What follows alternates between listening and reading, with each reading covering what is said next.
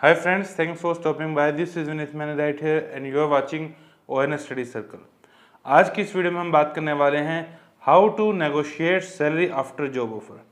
काफ़ी important video होने वाली है कि जब आप इंटरव्यू में जाते हैं, सिलेक्ट हो जाते हैं, तो आपकी जो तनख्वाह होने वाली है, सैलरी होने वाली है, पे होने वाली है, वो क्या होगी, वो इस इंटरव्यू की वीडियो पे डिपेंड कर सकता है। तो आइए फ्रेंड्स शुरू करते हैं इसी के साथ इस वीडियो को। बात करते हैं how to negotiate salary after job offer. इससे पहले फ्रेंड्स हम रिक्वेस्ट करना चाहेंगे कि अगर आपको वीडियो अच्छा लगता है तो डेफिनेटली हमारे चैनल ONS स्टडी सर्कल को सब्सक्राइब करें और इस वीडियो को लाइक एंड शेयर ज़रूर करें। इससे हमें एक मोटिवेशन मिलता है और पता चलता है कि आपको हमारे वीडियोस अच्छे लग रहे हैं। तो ये फ्रेंड्स बढ़ते हैं वीडियो में आगे। देखिए, सबसे पहले आपको ये देखना है कि जो क्वेश्चन है नेगोशिएशन का, आपसे कौन कर रहा है, कौन पूछ रहा है आपसे कि आपकी सैलरी की एक्सपेक्टेशन क्या है।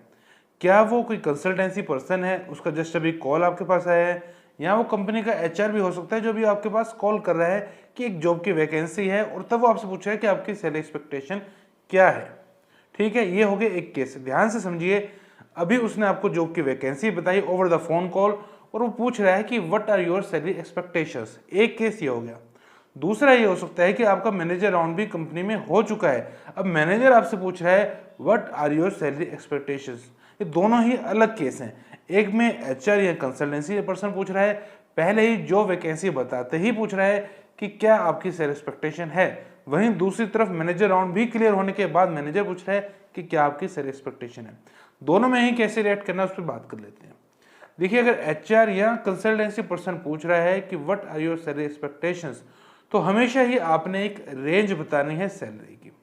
अब देखिए, HR या जो कंसल्टेंसी पर्सन है उसका काम ये है कि एक कंपनी की जो सैलरी रेंज है, अगर आप उस रेंज के बीच में बता रहे हैं सैलरी, तो आपको आगे भेजना, प्रोसीड करना जॉब वैकेंसी के लिए।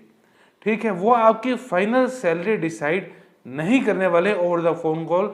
जब वो आपको वैकेंसी बताते हैं, सिर्फ और सिर्फ ये देखेंगे कि उस रेंज में आ रहा है कैंडिडेट की जो कंपनी की सैलरी रेंज है, तो वो आगे भेजेंगे आगे फर्दर इंटरव्यू के लिए। ठीक है, तो आपने एक रेंज बतानी है जो कंपनी की रेंज में ही हो। ठीक है, वो आपको स्टडी करना है, उसके लिए काफ़ी रिसोर्सेज हो सकते हैं, उस पर बाद में बात करेंगे। अब आपने एक रेंज बतानी है। अब इसमें क्या होता है कि उसी रेंज में आप फॉलो करेंगे तो आपको इंटरव्यू में आगे भेजा जाएगा। अगर आप उस रेंज में कम बताते हैं, मान लीजिए एक कंपनी है वो ऑफर करती है 4 से 6 लाख की सैलरी रेंज, और एक कैंडिडेट बोल देता है कि उसको सैलरी चाहिए 4.5 लाख। बाद में मैनेजर राउंड होता है और काफ़ी अच्छा वो कैंडिडेट परफॉर्म करता है। अब मैनेजर सोचता है कि इसकी सैलरी ज़्यादा हो सकती थी, मैनेजर को अंदर से ये बात पता है मान लीजिए, तो भी कंपनी आपको उससे ज़्यादा ऑफर नहीं करेगी, क्योंकि आप पहले ही 4.5 HR को या कंसल्टेंसी पर्सन को बता चुके हैं। HR ने आगे इन्फॉर्म कर दिया होगा कि इस कैंडिडेट ने इतनी रेंज बताई है, तो उससे ज़्यादा आपको पैकेज नहीं मिलेगा। इसलिए कंपनी की जो रेंज है उस रेंज से थोड़ा सा ज़्यादा आप बता सकते हैं। फॉर एग्जाम्पल, कंपनी की रेंज है 4 से 5 लाख, तो आप बोल सकते हैं 4.5 to 5.5। अभी कंपनी की रेंज से थोड़ा ज़्यादा है, लेकिन 4.5 जो है वो कंपनी की रेंज में है। इस तरीके से आपने बात करनी है। अब बात करते हैं दूसरे केस के बारे में। अब मैनेजर आपसे पूछ रहा है what are your salary expectation. अब देखिए, मैनेजर तभी पूछता है जब वो कैंडिडेट उसको अच्छा लग जाता है, उससे पूछता है सैलरी की एक्सपेक्टेशन क्या है। यहाँ पे भी आपको रेंज बतानी है। अभी रेंज किस तरीके से बतानी है इस पर हम बात करेंगे इस वीडियो में आगे। पहले हम देखते हैं वीडियो के आगे अगले पॉइंट्स। बात करते हैं फ्रेंड्स वीडियो में आगे। अब फ्रेंड्स, यहाँ पे हम आपको एक स्टोरी सुनाना चाहते हैं mister A and mister B की। जो मिस्टर A हैं वो एक कंपनी में मैनेजर हैं, वो इंटरव्यूज लेते हैं, फाइनल राउंड वो लेते हैं। और जो मिस्टर B है वो आए हैं इंटरव्यू देने के लिए, वो एक इंटरव्यूवी हैं, लेकिन उन्होंने सारे राउंड क्लियर कर लिए हैं, वो फाइनल राउंड के लिए ही आज आए हैं। और जो मैनेजर है उनको वो राउंड लेते हैं, जब मिस्टर B का अच्छा लगता है कैंडिडेट, वो उसको सिलेक्ट करना चाहते हैं। वो पूछते हैं what are your salary expectation, कितनी सैलरी आप लेंगे। अब जो मिस्टर B है वो थोड़ा सा ज़्यादा रेंज बताते हैं कंपनी की सैलरी से। अब ये रेंज हम बार बार बोल रहे हैं, कैसे बतानी है ये इस वीडियो में आगे बताया गया है। अब तो मिस्टर A जो अगर उसको मना करते हैं, तो अब तक की जो मेहनत कंपनी ने उस पर की है, उसका इंटरव्यू कंडक्ट करने पे की है, वो सारी वेस्ट हो जाएगी। तो कोई भी पर्सन नहीं चाहेगा कि थोड़े से सैलरी के लिए वो सारी मेहनत वेस्ट हो जाए, वो सारा प्रोसेस जो है रिपीट करना पड़े, क्योंकि कंपनी को एक टाइम पे कैंडिडेट चाहिए होता है, क्योंकि काम कंपनी का रुकना नहीं चाहिए। देखिए, और ऑप्शंस भी जो होते हैं वो दोनों के लिए हैं। कंपनी के पास काफ़ी सारे एम्प्लॉयज़ के ऑप्शन होते हैं, कैंडिडेट्स के ऑप्शन होते हैं, तो वही एम्प्लॉय जो होता है, जो इंटरव्यूवी है, उसके पास भी काफ़ी सारी कंपनीज होती हैं। तो इस तरीके से दोनों को एक म्यूचुअल जगह पे एग्री करना ही पड़ता है।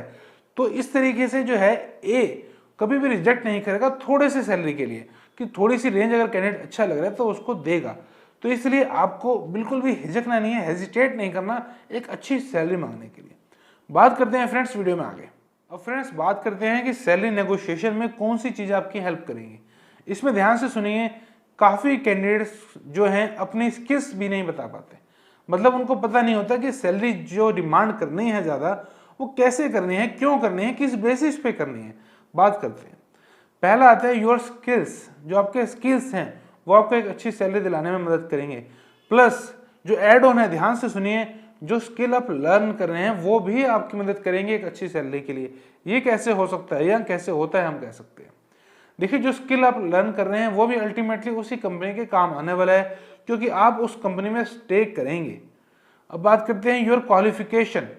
जो आपकी क्वालिफिकेशन है वो आपको अच्छी सैलरी दिलाती है, कि अगर आपने कोई कोर्स कर रखा है एडिशनल बता सकते हैं। प्लस जो आप क्वालिफिकेशन अभी ले रहे हैं, नियर बाय फ्यूचर में आपके पास वो होगी, वो भी आपको अच्छी सैलरी दिला सकती है। वो भी ज़रूर बताएं कि आप ये परस्यू कर रहे हैं और नियर बाय फ्यूचर में आप ये कर चुके होंगे, तो इसलिए आप अच्छी सैलरी की डिमांड कर रहे हैं। क्यों? क्योंकि आप कंपनी में स्टे करने वाले हैं, और जो आप कंपनी में स्टे करेंगे तो वो चीज़ नियर बाय आपके पास होगी, इसलिए आप अभी से अच्छी सैलरी की डिमांड कर रहे हैं ताकि आप कंपनी में लंबे समय तक स्टे कर सकें। बात करते हैं आगे कौन सी चीज़ें हो सकती हैं। अगला है फ्रेंड्स योर पास्ट रिकॉर्ड। अब एक पर्सन जो है इंटरव्यू देने आता है, उसके पास रिकॉर्ड्स हैं जो ये दिखाते हैं कि वो पर्सन अच्छे खासे टाइम तक कंपनी में स्टे करता है, ऐसे नहीं करता 6 महीने या 1 साल में जॉब स्विच करता है। तो ऐसे पर्सन पे जो कंपनी ज़्यादा ट्रस्ट करती है, क्योंकि हर कंपनी चाहती है कि जो कैंडिडेट है, जो पर्सन है, वो लंबे टाइम तक स्टे करे। क्योंकि जॉब ओपनिंग जब निकलती है तो कंपनी जो है उसका काम भी कहीं ना कहीं हैम्पर होता है, और ये प्रोसेस बार बार कंपनी रन करना नहीं चाहती। तो कंपनी ऐसे कैंडिडेट को ही चाहती है जो लंबे समय तक स्टे करे। ऐसे नहीं है कि जॉब ओपनिंग नहीं निकलती, कंपनी बार बार प्रोसेस रन नहीं करती, लेकिन वो चाहती यही है कि एक कैंडिडेट अच्छे समय तक स्टे करे। तो बात करते हैं फ्रेंड्स वीडियो में आगे क्या पॉइंट्स हो सकते हैं। अब आता है friends the art of negotiation. अब मान लीजिए आप एक सर्विस को लेने गए, 3-4 पर्सन आपको दिखाई देते हैं। आप एक से पूछते हैं कि ये काम करने के कितने पैसे लोगे, वो कहता है 500 से 600 रुपये। आप उसको कितने पैसे देने को एग्री करेंगे? क्या आप उसको 600 रुपये देंगे? 600 रुपीज़ आप उसको देंगे? नहीं देंगे।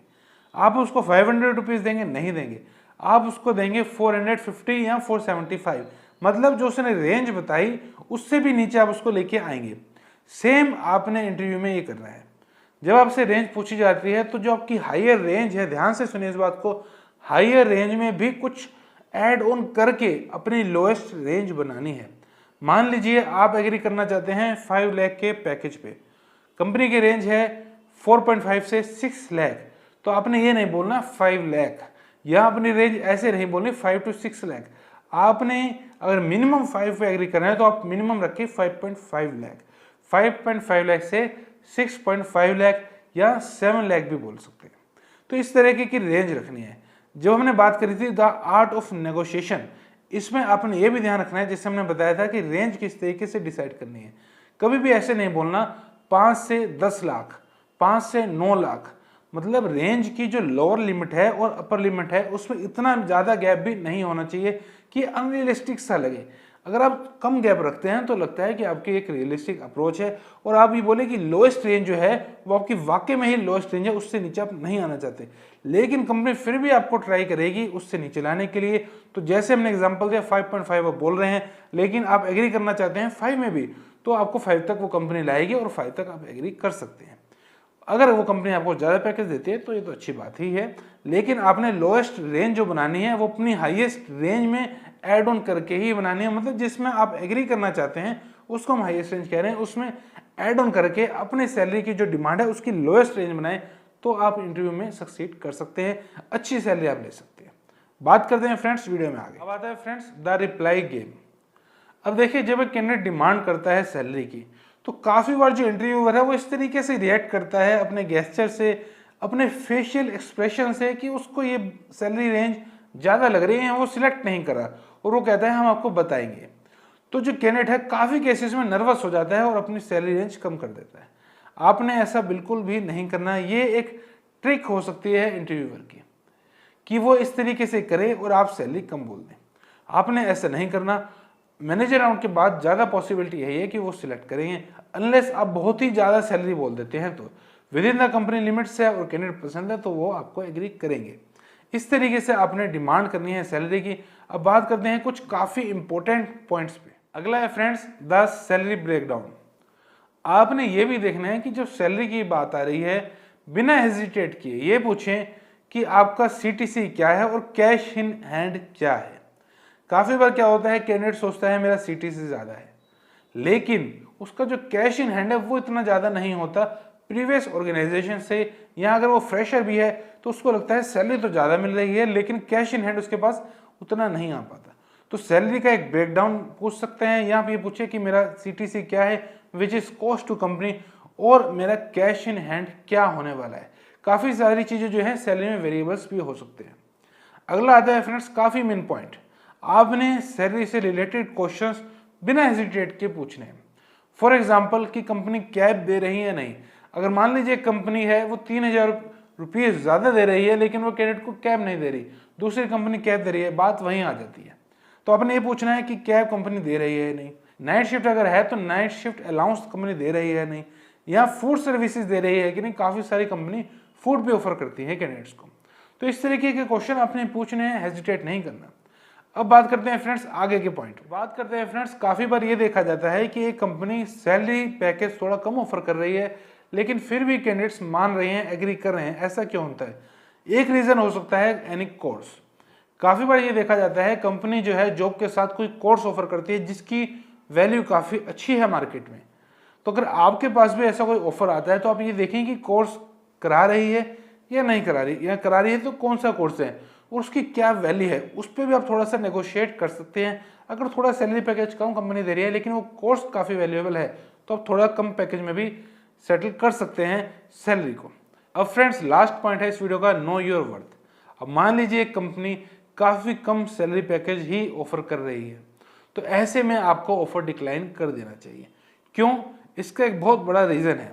जब तक जॉब नहीं मिलती तो एक कैंडिडेट सोचता है वो जॉब मिल जाए। मान लीजिए एक फ्रेशर पर्सन है, उसकी हम बात कर रहे हैं, लेकिन जब जॉब मिल जाती है तो उस सैलरी पे ही काफ़ी टाइम एक कैंडिडेट को रहना पड़ता है। इंक्रीमेंट भी होते हैं कंपनी में, वो लेकिन टाइम लेते हैं। तो आपने ये देखना है कि किस सैलरी पे आप जॉब करना चाहते हैं, क्योंकि ये काफ़ी टाइम की बात है। उस सैलरी पे आप रहेंगे और अगली जो सैलरी इंक्रीमेंट है वो भी उस सैलरी पे ही मिलेगी। तो सोच समझ के आपको ऑफर को एक्सेप्ट करना है, जल्दी में नहीं कि जॉब ऑफर आ रहा है मैं इसे एक्सेप्ट कर लूँ, अगली कब मिलेगी किस तरह मिलेगी, टाइम लगेगा तो मैं एक्सेप्ट कर लूँ। थोड़ा सा टाइम काफ़ी बार एक अच्छी सैलरी पैकेज आपको दिला सकता है। थोड़ा पेशेंटली सोचें, किसी की एडवाइस आप ले सकते हैं। तो ये जो चीज़ है इसमें थोड़ा सा आपको अपने माइंड को काम करके ही सोचना पड़ेगा। तो फ्रेंड्स ये थी वीडियो आज की, how to negotiate salary after job offer. अगर आपको ये वीडियो अच्छी लगी है तो चैनल को सब्सक्राइब करें, वीडियो को लाइक एंड शेयर जरूर करें। Thank you so much for watching this video. Thank you so much.